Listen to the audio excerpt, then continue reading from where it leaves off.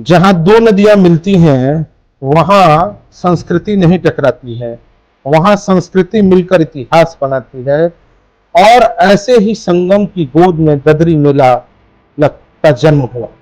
साथियों, मैं बात करने जा रहा हूं ददरी मेला के बारे में। ददरी मेले का इतिहास बहुत ही प्राचीन है। आपने ये सुना होगा। ददरी मेला परम श्रद्धेय भृगु मुनि के शिष्य दरदर मुनि के नाम पे ददरी मेले का आयोजन किया जाता है। साथियों, ददरी मेला कार्तिक मास के पूर्णिमा तिथि से स्टार्ट होता है और लगभग 1 महीने तक चलता है। साथियों, ददरी मेला में जिस प्रकार से दिन भर व्यवसाय और संध्या काल में भजन कीर्तन हुआ करता था, आमोद प्रमोद हुआ करता था, सांस्कृतिक मंच का आयोजन हुआ करता था, इससे ददरी मेला अपनी कीर्तिमान स्थिति को पा चुका। साथियों, पुराने समय में ट्रैक्टर्स नहीं हुआ करते थे, खेती पशुओं पे निर्धारित होती थी, तो पशु मेला भी ददरी मेला में लगता था। और मेरे समय के पहले, इवन दो इस साल के पहले तक पशु मेले का आयोजन होता रहा है।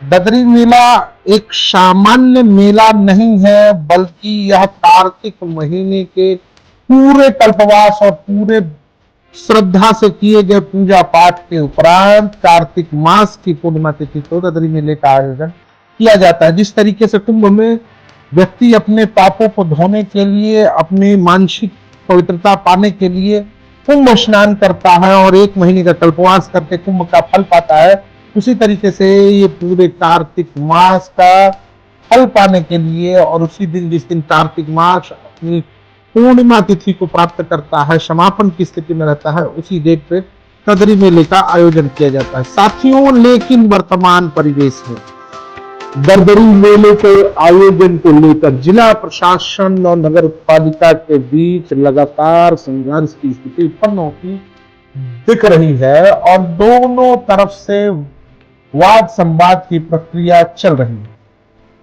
साथियों, ददरी मेले में जिस तरीके से पार्किंग को 26 लाख रुपए में, लगभग 26 लाख रुपए में ऑक्शन में जिला प्रशासन द्वारा किया गया है और झूले को 1,30,00,000 रुपए, कहीं ना कहीं ये जनता से ही ये पैसे, ये रेवेन्यू डबल करके वापस लिए जाएंगे, क्योंकि जो व्यक्ति इन झूलों और पार्किंग को लिया है वह व्यवसायी है, न कि एक चैरिटी करने वाला व्यक्ति है। साथियों, प्रशासन द्वारा इस तरह की गतिविधि सांस्कृतिक आयोजन के नाम पे जनता का ही पैसा दोहन होगा। पार्किंग आपको देखिएगा 50 रुपए 40 रुपए से कम की पार्किंग नहीं मिलने वाली है, क्योंकि अगर वह इससे कम रखता है तो उसको दिए जाने वाला धन जो सरकार उससे उगाही किया है ऑप्शन के माध्यम से, उसको नहीं वो फुलफिल कर सकता है।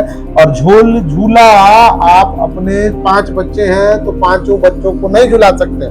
अगर साथ में आपकी पत्नी भी है और पत्नी चाहती है कि झूले पे झूले और आप एक अति सामान्य वर्ग के हैं, तो दिन भर की दिहाड़ी 500 रुपए आप कमाते होंगे, तो आप अपनी मेले की कमाई में झूले की झुलाने के लिए अपने पूरे परिवार को एक साथ झुलाना सक्षम नहीं होंगे, क्योंकि छोला नहीं खा सकते हैं। छोला इसलिए नहीं खा सकते हैं क्योंकि छोले की दुकान भी महंगी बिकी होगी और झूला भी महंगा बिका है, तो जाहिर से बात है ये जनता के जेब से ही पैसे लिए जाएंगे। ऐसा संपूर्ण रेवेन्यू मॉडल जो क्रिएट किया गया है, उसका लाभ और उसका भविष्य में यूटिलाइज करने वाली कोई योजना सामने से दिख नहीं रही है। ये तमाम तरह के ऑक्शंस जो पब्लिक डोमेन में आपको दिख रहे हैं, जाहिर सी बात है यह केवल एक जनता से डायरेक्ट वसूली का माध्यम है, डायरेक्ट वसूली का सिस्टम बनाया जा रहा है। जनता को सुविधा प्रदान करने वाली सरकारें होनी चाहिए, व्यवस्था होनी चाहिए। जनता से उगाही करने का मॉड्यूल कोई भी सांस्कृतिक आयोजन नहीं होना चाहिए। कभी भी दरदर मुनि इस चीज के लिए फेवर में नहीं होंगे कि उनके नाम पे आयोजित मेले में इस तरह की उगाही हो, इस तरह का धन का केंद्र बने।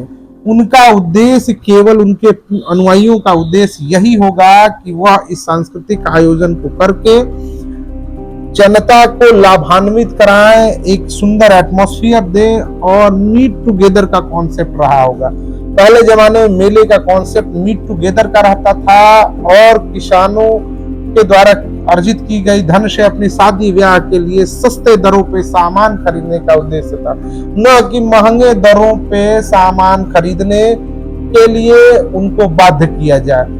व्यापारी जो रुपए में खरीदता है उसका दुगना ही बेचेगा या कुछ न कुछ प्रॉफिट लेकर ही बेचेगा। जय हिंद, जय भारत।